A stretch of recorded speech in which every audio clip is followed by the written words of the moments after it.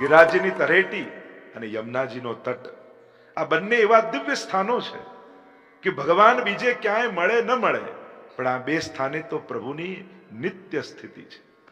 નિત્ય ઠાકોરજી આજે પણ ગિરિરાજની તરેટીમાં છે, આજે પણ ઠાકોરજી પરિક્રમા કરી રહ્યા છે, અને આજે પણ યમુનાજીના તટ પર રાસ ચાલી રહ્યો છે. અને આ દશમસ્કંદનો ઘાટ ભગવાનનું હૃદય છે. 12 સ્કંદોની જયારે સરખામણી શ્રીઅંગ સાથે કરીએ છીએ, પ્રથમ 2 સ્કંદ બંને ચરણારવિંદ, ત્રીજો ને ચોથો સ્કંદ બંને બાહુ, પાંચમો ને છઠ્ઠો સ્કંદ બંને જંઘા, સપ્તમ સ્કંદ મુષ્ટિકા વાળો હાથ, આઠમો ને નવમો સ્કંદ બંને વક્ષસ્થલ, દશમ સ્કંદ હૃદય, એકાદશ સ્કંદ મસ્તક, 12મો સ્કંદ ઊંચે ઉઠેલો હાથ. છેલ્લા દિવસે આવું પૂછીશ, આ તો યાદ રહી જવું જોઈએ. 12 અંગ એ 12 સ્કંદ છે. એમ તો શ્રીનાથજી બાબાના સ્વયંના દર્શન કરો તો એમની કંદરામાં રહેલા એક એક ચિહ્નો પણ ભાગવતના એક એક સ્કંદના પ્રતીક છે. શ્રીનાથજીની કંદરામાં રહેલી ગાય એ પ્રથમ સ્કંદ, ગાય અને બળદનો સંવાદ. મસ્તક પર રહેલા શુક એ દ્વિતીય સ્કંદ, શુક ઉવાચનો પ્રારંભ. તૃતીય સ્કંદ ભગવાનના કંદરામાં એક મુનિ બિરાજેલા છે, કપિલ નારાયણ ભગવાન. શ્રીનાથજીની કંદરામાં 2 મુનિ છે, નર અને નારાયણ, એ ચોથો સ્કંદ. શ્રીનાથજીની કંદરામાં એક ઘેટાનું ચિહ્ન છે, મેષ, કાલગણના જેમાં આવે, પંચમ સ્કંદ. ષષ્ઠ સ્કંદ ગાય ને વાછરડું. વાછરડું દૂધ પીતું જાય ને માને લાત મારતું જાય, છતાંય માં દૂધ પીવડાવવાનું બંધ નથી કરતી. આ તો એની પુષ્ટિ છે, અને પુષ્ટિ લીલા એ ષષ્ઠ સ્કંદ. શ્રીનાથજીની કંદરામાં નરસિંહ ભગવાનનું પ્રતીક છે, ચિહ્ન છે, એ સપ્તમ સ્કંદમાં પ્રગટેલા નરસિંહ ભગવાન. શ્રીનાથજીની કંદરામાં સર્પ છે, એ અષ્ટમ સ્કંદમાં વાસુકી નાગને દોરડું બનાવી અને કરેલું સમુદ્ર મંથન છે. શ્રીનાથજીની કંદરામાં 2 મોર છે, મોર નિષ્કામ છે, અને નિષ્કામ ભક્તોની કથા એ ઈશાનું કથા, એ 9મો સ્કંદ. મધ્યમાં રહેલા ઠાકોરજી એ 10મ સ્કંદ. શ્રીનાથજીને ફરતે એક સર્પ, અને કહેવાય કે સમય થાય ને સર્પ કાચળી ત્યાગે નહીં તો એ આંધળો બની જાય. મોહને મારવું એ જ મુક્તિ છે, મોહને છોડવું એ જ મુક્તિ છે. એકાદશ સ્કંદ અને ઊંચો ઉઠેલો હાથ શ્રીનાથજી બાબાનો, એ 12મો સ્કંદ આશ્રય લીલા. એમ તમે શ્રીનાથજીના દર્શન કરો ને તો પ્રગટ ભાગવતજી શ્રીનાથજીના શ્રીઅંગમાં બિરાજે છે. દિવ્ય અને અલૌકિક ભાવ શ્રીનાથજીના સ્વરૂપમાં બિરાજે છે. ભાગવતની દશમ સ્કંદની પ્રત્યેક લીલાઓ શ્રીનાથજીની ભીતર છે કંદરામાં, અને એ લીલાઓનો અનુભવ કરવા માટે શ્રીનાથજી પોતાની કંદરામાં બોલાવી રહ્યા છે, આવ જીવ. કારણ પુષ્ટિ ભક્તિની વિશેષતા એ છે કે પુષ્ટિ ભક્તિની શરૂઆત સ્વરૂપ નિષ્ઠાથી થાય, સ્વરૂપાસક્તિ થાય, ભગવત સ્વરૂપમાં નિષ્ઠા થાય, એનાથી પુષ્ટિ ભક્તિનો પ્રારંભ. પણ સ્વરૂપમાં પ્રાપ્તિ જીવે નથી કરવી, એને પ્રાપ્તિ તો લીલામાં પ્રાપ્તિ કરવી છે. સ્વરૂપાસક્તિથી પ્રારંભ થયેલી યાત્રા લીલામાં જીવની પ્રાપ્તિ થાય ત્યાં જઈને વિરામ પામે છે.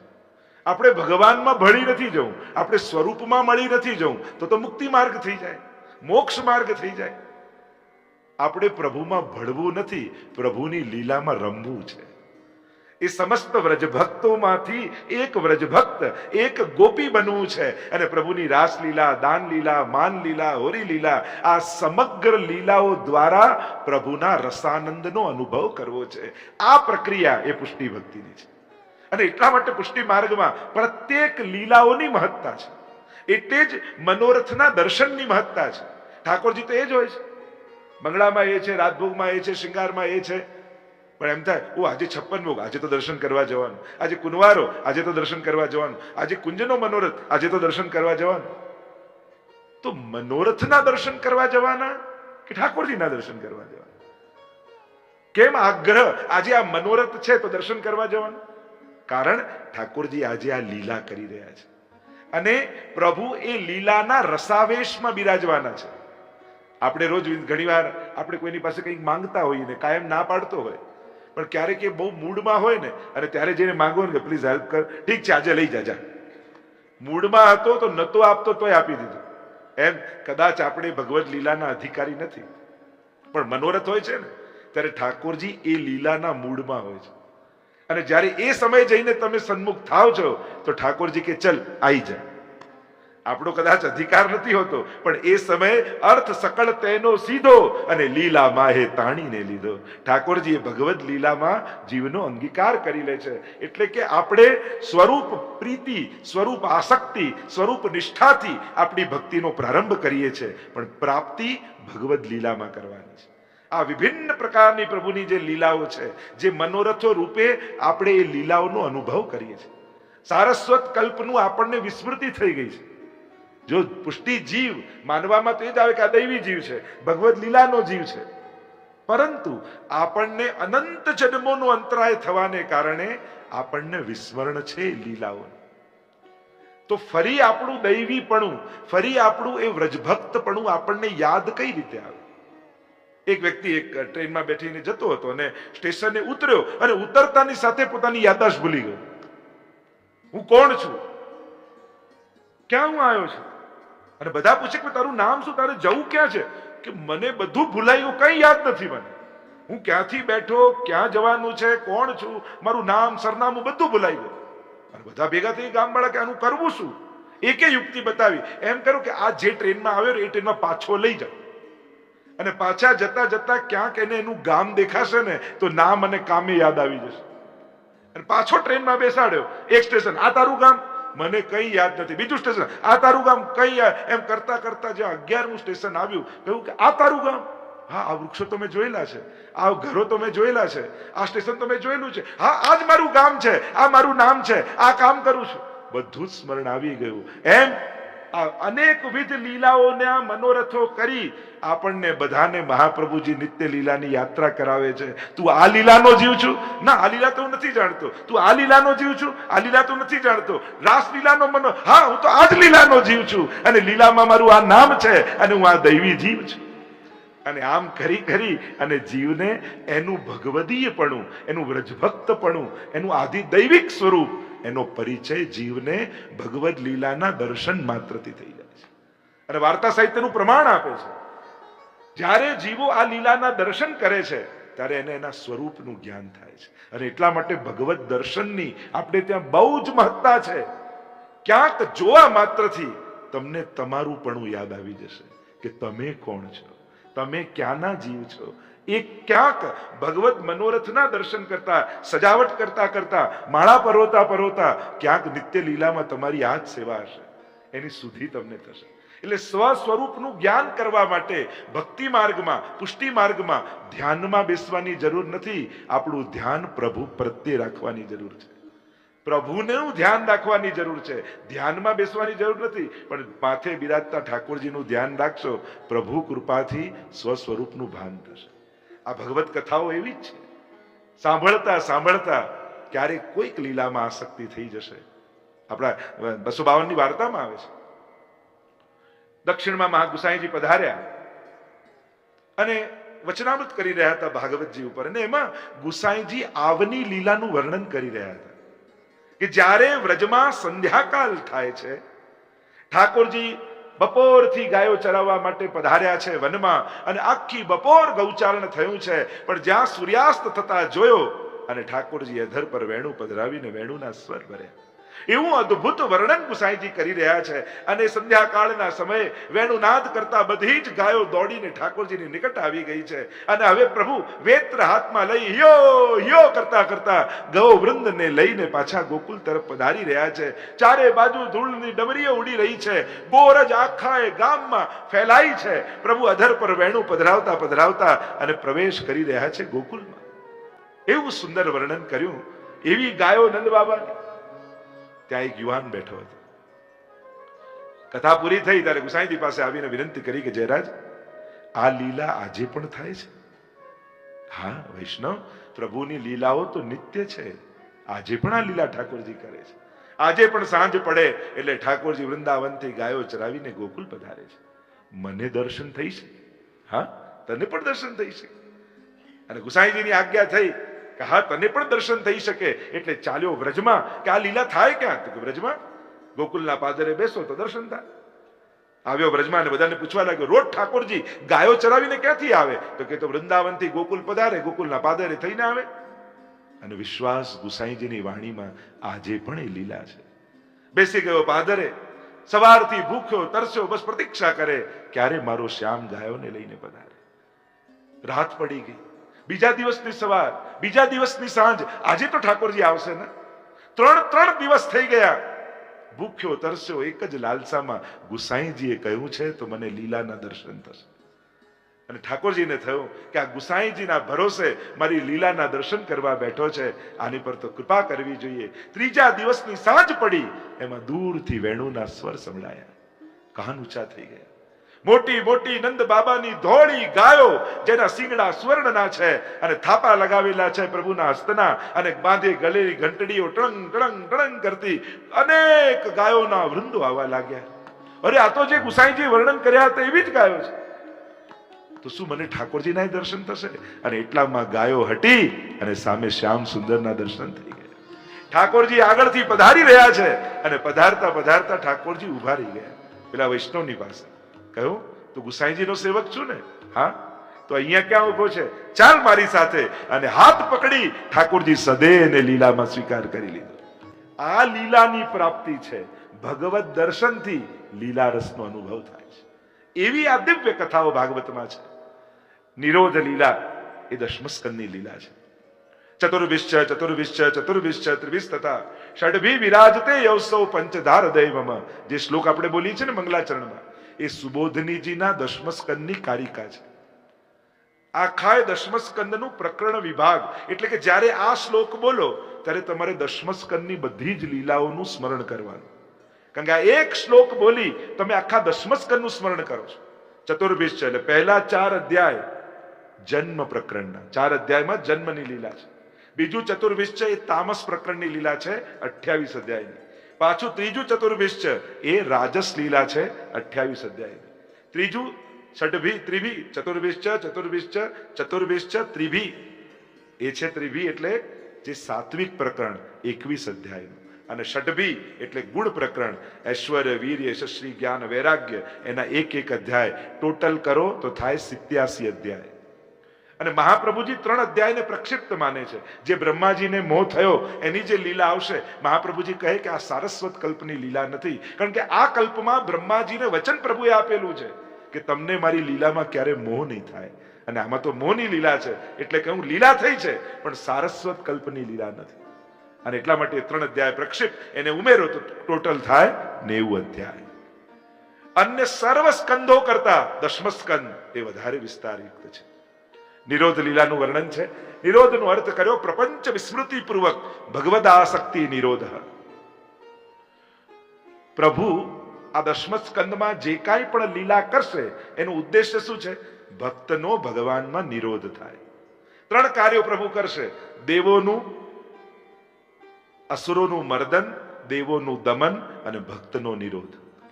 આ 3 કાર્ય પ્રભુ દશમસ્કંદમાં કરશે. મૂળ ઉદ્દેશ્ય છે ભક્તનો નિરોધ. ભગવાનને અસુરોને મારવામાં કોઈ રસ નથી, પણ એ લોકો અસુર નથી, ભક્તોની ભીતર રહેલી આસુરી વૃત્તિઓ છે. આ ધેનુકાસુર, આ પૂતના, આ કાલિય નાગ, આ જે અસુરોને ભગવાન મારે છે એ અસુરોને નથી મારતા. વ્રજભક્તોની ભીતર રાસલીલા માટે જે વિક્ષેપ રૂપ છે એ આસુરી વૃત્તિઓને મારે છે. આ જેટલા અસુરો છે એ આસુરી વૃત્તિઓના મૂર્તિમંત રૂપ છે. એટલે કે જેમ ધેનુકાસુરને ભગવાન મારે એટલે બધા વ્રજવાસીઓનો દેહાધ્યાસ મરી જાય. કાલિય નાગનું દમન કરે એટલે બધા વ્રજવાસીઓનો ઇન્દ્રિયાધ્યાસ એ દૂર થઈ જાય. પૂતનાને મારે તો બધાની અવિદ્યા જતી રહે. એટલે કે પ્રભુ આ જે કઈ લીલા કરશે એકમ ભગવત કાર્ય બહવર્થાનામ સાધકમ, પ્રભુનું એક કાર્ય અનેક અર્થોને સિદ્ધ કરનારું છે. તેવી આ દશમસ્કંદની લીલામાં પ્રભુ ભક્તનો પ્રપંચ, પ્રપંચ એટલે શું? અમતા અને મમતા એ ભૂલાવે અને ભગવાનમાં નિરોધ થાય. પ્રભુમય જીવ થઈ જાય. પ્રભુને રસ એ જ છે. પ્રભુ બાળક છે ને, બાળકમાં બધા જ ગુણ હોય, એક અવગુણ હોય. બાળકને શેર કરવું ન ગમે. તમે એમ કહો કે આ તારી ઢીંગલી, એટલે કે આ તો મારી, આ કોઈને ના આપો. આપી હોય એને ના આપો. શેર કરવું બાળકને ના ગમે. એમ તમે ઠાકોરજી આગળ તુલસી દલ લઈને કહો, કૃષ્ણ હું તારો છું. પ્રભુ કે હજી વિચારી લે બોલતા પહેલા, એટલે તમે બીજી વાર બોલો, કૃષ્ણ હું તારો છું. હજી વિચારી લે, ત્રીજી વાર બોલે પંચાક્ષર, કૃષ્ણ હું તારો છું. પ્રભુ કે હવે બીજા કોઈનો નહીં થવા દો. તું મારો છું તો સંકલ્પ કર્યો, મેં તને ચેતવ્યો 2 વાર, પણ તે દ્રઢ થઈ, સમજી, મન કર્મ વચનથી મારા થવાનો તે સંકલ્પ કર્યો છે. હવે મારા નાતે હું તને બધાનો બનાવીશ, પણ આ મારા ને પેલા મારા નહીં, આવું તારું મારું હવે નહીં કરવા દો. જો મહાભારતમાં છે તારું ને મારું. એટલે ધર્મ ક્ષેત્રે મામ કહા પાંડવાસ છે. રામાયણમાં તારું તારું બધા એકબીજાને આપવા લાગે છે. ભરતજી કે ના રામનું રાજ, રામ કે ના ભરતનું રાજ, બધા એકબીજાને ત્યાગીને આપી રહ્યા છે. મહાભારતમાં તારું અને મારું છે, રામાયણમાં તારું છે, અને ભાગવતમાં ન તારું ન મારું, આ બધું તો ઠાકોરજીનું છે, પ્રભુએ આપેલું છે. તદીય વસ્તુ ગોવિંદ તુભ્યમેવ, આ તારું આપેલું તને. આપણે આપણું ક્યારે ઠાકોરજીને આપતા જ નથી, કારણ કે એક પેની લઈને પણ કોઈ પેદા થયું નથી, બધું અહીંયા મળ્યું છે. અને એટલા માટે પ્રભુનું પ્રભુ સુધી પહોંચાડવાનો સંતોષ રાખજો. મેં ઠાકોરજીને આપ્યો એનો અહંકાર ક્યારેય ન કરતા, કારણ કે ઠાકોરજીએ જ્યારે આપણને આપ્યું ત્યારે ક્યારે એક ક્ષણ માટે પણ આપણને અહેસાસ થવા ન દીધો કે મેં તને આપી છે. એમ આપણે પણ જ્યારે પ્રભુને ધરીએ ત્યારે એક ક્ષણ માટે અહેસાસ ન થવા દેતા કે મેં મારું તને આપ્યું, તે જ મને આપ્યું હતું, અને એણે તો ઘણું આપ્યું હતું. આપણે એમાંથી થોડું ઘણું કરીને ઠાકોરજીને આપીએ છીએ. પ્રભુ નિમિત્તે નાનો પણ સંકલ્પ કરશો ને તો ફાયદો તમને વધારે મોટો લૌકિકમાં થશે. મેં તો જોયું છે, જેણે જેણે એવા મનોરથ કર્યા ને કે પ્રભુ એવું ઘર આપો ને કે જેમાં એક રૂમ ઠાકોરજીનો જુદો હોય. જેણે જેણે એવા મનોરથ કર્યા ને એને ઠાકોરજી બંગલાઓ આપી દીધા, કારણ કે આને ખબર હતી કે 10% જ મને આપવાનો છે. એટલે પ્રભુએ 10 બેડનો બંગલો આપ્યો. ચલો મારો એક રૂમ તો આનો મનોરથ તો પૂરો કરું. એક નાનકડો અલૌકિક મનોરથ રાખશો ને તો એના બદલામાં મોટો લૌકિક લાભ થશે. તમે પ્રભુ કૃપા કરો, હું આપનો 56 આવી કથા કર. આપણે એમ વિચાર કે સમર્થ આપણે કથા કરાવી, આ કરી 56 મનોરથ ઠાકોરજીનો છે, પણ ક્યારે મોટો, જ્યારે ઘણું પ્રભુ આપે ત્યારે એમાંથી થોડું ઘણું કરીને આપણે કરી શકીએ. એટલે નાનકડો પ્રભુ સંબંધી મનોરથ બહુ મોટા લૌકિક લાભની સંકેત કરે છે. એટલે પ્રભુ નિમિત્તે કોઈ ને કોઈ મનોરથ મનમાં અચૂક રાખો. એને કારણે તમે ન ઈચ્છવા છતાંય પ્રભુ તમારા સંજોગો અનુકૂળ કરતા જાય છે, કારણ કે પ્રભુને તમારી પાસે આ મનોરથ કરાવવો છે. પ્રપંચની વિસ્મૃતિ, ભગવાનમાં આસક્તિ, પ્રભુમાં પ્રેમ પ્રગટ થઈ જાય. અને જ્યારે પ્રભુમાં પ્રેમ પ્રગટ થાય છે ને તો સહજ સંસારમાં અનાસક્તિ સહજ, પછી બધાને પ્રભુ નિમિત્તે પ્રેમ કરવા લાગી છે. કારણ કે સાંસારિક બુદ્ધિથી જોશો અનુકૂળ પોતાના લાગશે, પ્રતિકૂળ બીજાના લાગશે. આ મારે અનુકૂળ નથી એટલે આપણને અપ્રિય લાગે, અને જે અનુકૂળ લાગે પ્રિય લાગે ભગવત સંબંધે. અને એટલા માટે હરિરાયજી તો એમ કહે છે, ઉનકે મન કી વો જાને મેરે મન જગદીશ. વૈષ્ણવ આવે વારને હસી હસી નાવે શીશ. અરે કોઈ દુશ્મન પણ આવી ગયો હોય તો તમારે એની વૃત્તિને નહીં જોવાનું, એના ગળામાં પડેલી કંઠીને જોવાનું, કારણ આના ગળામાં મારા મહાપ્રભુજીની કંઠી છે. ઉનકે મન કી વો જાને, એ એના જે ભાવથી આવ્યો. આપણી તકલીફ શું છે, મારા માટે એ શું વિચારતો હશે એ આપણે વિચારી લઈએ, એ શું વિચારે છે એ વિચાર આપણે કરીએ પાછા. હવે એનો વિચાર એને તો કરવા દો, પણ આપણે તો એ મનમાં શું વિચારતો હશે એ વિચારી વિચારીને થાકી જઈએ. હવે એ વિચાર એનો છે, ઉનકે મન કી વો જાને, એનો દુર્વિચાર એને દુખી કરશે, પણ આપણો એના પ્રત્યેનો દુર્વિચાર ક્યાંક એના દુઃખને આપણા સુધી ન પહોંચાડી દે. આપણી પ્રસન્નતા, સાચો ભક્ત એ છે કે વિપરીત સંજોગો પણ એની પ્રસન્નતા છીનવી ન શકે, કારણ કે પ્રભુ એના હૃદયમાં આનંદ રૂપે બિરાજેલો છે. એટલે એની આસક્તિ પ્રભુમાં, પ્રભુ નિમિત્તે સર્વમાં બધાને પ્રેમ કરો, અને જે પ્રેમને લાયક ન લાગતા હોય એના પર દયા રાખો. આ વિચારો દયાને પાત્ર છે. મેં બહુ પ્રયાસ કર્યા પણ આ સુધરે એમ નથી, આ બદલે એમ નથી, એની વૃત્તિ બદલાય. અને દરેકના હાથમાં પોતાની જાતને બદલવું હોતું નથી.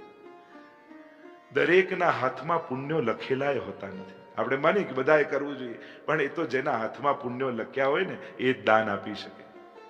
ધન ઘણાના ભાગ્યમાં લખ્યું હોય છે, પણ સત્કર્મો દરેકના ભાગ્યમાં નથી લખેલા હોતા. પુણ્યો દરેકના ભાગ્યમાં નથી. એ તો જેના હાથમાં ભગવાને પુણ્ય કરવાની રેખા લખી હોય ને એ જ હાથ દાન આપી શકે, એ જ હાથ કંઈક સત્કર્મ કરી શકે. અને એટલા માટે પ્રભુ પાસે સુખ માંગો એના પહેલા પુણ્ય કરવાની વૃત્તિ માંગજો, કે પ્રભુ સુખ તો આપ આપશો, પણ મારી ભીતર પુણ્ય કરવાની વૃત્તિ હશે તો ઠાકોરજી સુખના ભંડાર ભરી દેશે. કારણ કે ભગવાનને પણ સમાજને સુખી કરવા માટે કોઈ ને કોઈ મનુષ્યનો આશ્રય લેવો પડે છે. કોઈ મંદિરેથી ભગવાન ચેક લખીને આપે છે? કે ચલો અમારે હોસ્પિટલ કરવી છે, અમારે સ્કૂલ કરવી છે, હે પ્રભુ ઠાકોરજી કે લે ચલો હું તને ચેક લખીએ, અને લખી બી દે તો સ્વીકારે કઈ બેંક? ભગવાન કદાચ સાઈન કરીને આપે બી દે, કોઈ બેંક લે? એટલે ભગવાનને પણ આ ભૂતલને ઉત્તમ બનાવવા માટે ક્યાંક ને ક્યાંક કોઈના હાથ વાપરવા પડે છે. એટલે પ્રભુને કહેજો કે પ્રભુ તારું કાર્ય કરવા માટે મારા હાથનો ઉપયોગ કરજે, મારી વૃત્તિનો ઉપયોગ કરજે, તે આપેલા ધનનો ઉપયોગ કરજે. આટલું માંગશો ને તો તમારો ભંડાર ભગવાન ભરી દેશે. તમારી અંદર સદવૃત્તિ કરવાની જો વૃત્તિ હશે તો ભગવાન તમારી પ્રવૃત્તિને નિષ્ફળ નહીં જવા દે, તમને ક્યારેય કમી નહીં આવવા દે. કેમ કે ભગવાનને વિશ્વાસ છે આને આપીશ ને તો એકલો નહીં ખાય, બધાને વાંટશે. અને વાંટવાની વૃત્તિ વાળાને ભગવાન ચોક્કસ આપતા રહે છે. આપનારનું ક્યારેય ખૂટ્યું નથી. ન આપનારના ઓછા થઈ જાય છે, આપનારનું તો ભગવાન ભરતો જ જાય. આ તો કુવામાંથી પાણી કાઢવા જેટલું કાઢો એટલું ભીતરથી નીકળતું જ જાય, વધારે ચોખ્ખું થતું જાય. આ નિરોધ લીલા પ્રપંચની વિસ્મૃતિ ભગવાન કરશે, સ્વયંમાં આસક્તિ કરશે. આપણે પણ પ્રભુ પાસે એ જ ઈચ્છીએ છીએ ને કે પ્રભુ કમથી કમ તારી સામે બેઠો હો, એટલી ક્ષણ તારા સિવાય બીજું કોઈ યાદ ના આવે એવી કૃપા કર. બાકી તો આખો દિવસ મનમાં સંસાર ચાલે, પણ તારી પાસે હો. તો આ નિરોધ લીલા આઈએ પ્રવેશ કરતે हैं. ગઈકાલે આપણે દર્શન કર્યું હતું 4 અધ્યાયની કથાનું કે ઠાકોરજી જ્યારે પ્રશ્ન કર્યા છે સુખદેવજીની સન્મુખ પરીક્ષિત મહારાજે ભગવાન વિષયક પ્રશ્નો કર્યા છે, અને જ્યારે ભગવદ વિષયક પ્રશ્નો કર્યા અને સુખદેવજીના હૃદયમાં આનંદ વ્યાપી ગયો, આનંદ સમાધિ લાગી ગઈ, અને ભગવાન પોતે હૃદયમાં પધાર્યા અને દશમસ્કંદની કથા કહી રહ્યા. એટલે ઘણીવાર લોકો કહે ને કે રાધાજીનું નામ કેમ નહીં? કારણ કે દશમસ્કંદની કથા જ ભગવાને કહી, અને અતિ પ્રિયનું નામ ન લેવાય એટલે રાધાનું નામ ન લેવાય. જેમ દૂધમાં કોઈ દૂધનો પ્યાલો પડ્યો હોય અને તો તમને કોઈ પૂછે કે આમાં ખાંડ નાખી છે, જોઈને ખબર પડે, દૂરથી જોઈને ખબર પડે ખાંડ છે કે નહીં. એના માટે તમે શું કરો? એક ઘૂંટડો લો એટલે તમને મીઠું લાગે એટલે તમે શું કરો? હા ખાંડ છે. એમ દૂરથી રાધા દશમસ્કંદમાં નહીં દેખાય, પણ એક એક શ્લોકોને ગાશો અને જે મધુરતા લાગશે એ મધુરતા જ રાધા છે. આ એક એક અક્ષરમાં રહેલું માધુર્ય એ જ તો રાધા છે. એને પીઓ, પીબત ભાગવતમ રસમાલયમ મુહુરહો રસિકા ભૂવિ ભાવુકા. અને પીશો તો માધુર્યનો અહેસાસ થશે. અને અહીંયા સુખદેવજીના હૃદયમાં બિરાજી પ્રભુ સ્વયં કથા કહેતા. અને જ્યારે ગઈકાલે આપણે દર્શન કર્યું કે ચારે બાજુ નંદાલયના સમાચાર પહોંચી ગયા, થાળીને વેલણ લઈ ton ton ton ton ton ton ton ton કરતા સુનંદાજી આખા બ્રજમાં ફરી વળ્યા. અને હવે તો આખા બ્રજમાં 18 શ્લોકમાં નંદ મહોત્સવનું વર્ણન છે. માનો ભાગવતના 18,000 શ્લોકોનો આનંદ આ 18 શ્લોકમાં વર્ણિત કરી દીધો છે.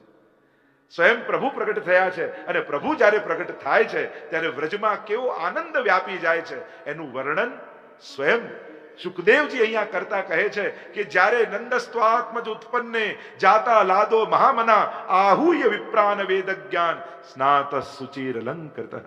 સ્વયં નંદ બાબા મહામના બન્યા છે, મંગલ સ્નાન કર્યું છે, અને એટલામાં તો સમસ્ત વ્રજવાસીઓ આત્માનમ ભૂષ્યા ચક્રુ શણગાર સજી સજીને આવ્યા, આત્માના શણગાર સજાવ્યા. જો પુષ્ટિ માર્ગમાં કૃષ્ણ ભક્તિના માર્ગમાં સજવાનું પણ એક મહાત્મ્ય છે. દેવો ભૂત્વા દેવમ યજેત.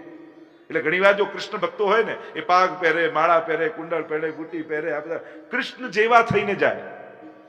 શાસ્ત્ર આજ્ઞા છે દેવો ભૂત્વા દેવમ. જેમ કોઈ માતાજીની ઉપાસના કરતું હોય તો મોટો ટીકો કરે, ઓઢણી ઓઢે, કેવા એમ લાગે, એને જોઈને માતાજીનો ભાવ થાય. કોઈ મહાદેવજીની ઉપાસના કરતું હોય તો વાઘાંબર ને ભભૂત લગાડે ને ત્રિપુંડ કરે. જેવા મહાદેવજી એવા ભક્ત.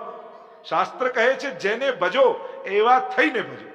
એમ જ જે કૃષ્ણ ભક્તો હોય એ કૃષ્ણ જેવો શણગાર સજીને જાય. 16 શણગાર આરતીમાં કહીએ છે ને, 16 શણગાર સજામાં. તો યમુનાજી 16 શણગાર સજીને જાય છે. અમારા દયારામભાઈ હતા ને, એમનો પ્રકાર એવો, લગ્ન આદિમાં જાય તો ગમે તેવા કપડા પહેરી જાય. ઠાકોરજીના દર્શન કરવા જાય, નવી પાગ બાંધે, નવો જામો કાઢે. બધાએ પૂછ્યું કે સંસારમાં જાઓ છો ફાટેલા કપડા પહેરીને, પ્રભુના દર્શન કરવા જાઓ નવા કપડા પહેરી તૈયાર થઈ, આવું કેમ? તો કે સંસારમાં સજી ધજીને જઈશ ને તો લોકો ઈર્ષા જ કરવાના છે, પણ ઠાકોરજી સામે જાઉં તો મને જોઈને ઠાકોરજી ખુશ થાય, પ્રસન્ન થાય, એવો બનીને હું જાઉં. અને એટલા માટે આપણે ત્યાં જેવા સાજ હોય, પ્રાચીન સમયમાં તો એવું હતું, ઘટાઓ હોય તો એવા વસ્ત્રો પહેરીને લોકો જતા હવેલીમાં. આજે આ ઘટા જો આપણે 7 દિવસમાં કેવા રંગ રાખ્યા, આખો રંગ રાખી રહી ગયો ને કથાનો, રોજ નવા નવા રંગ. અને જેવા ઠાકોરજીના મનોરથ જેવા કથા જેવા પ્રસંગો એવા રંગ. અંગે શ્રીજી આવો તે રંગ મને શીત લગાડ્યો.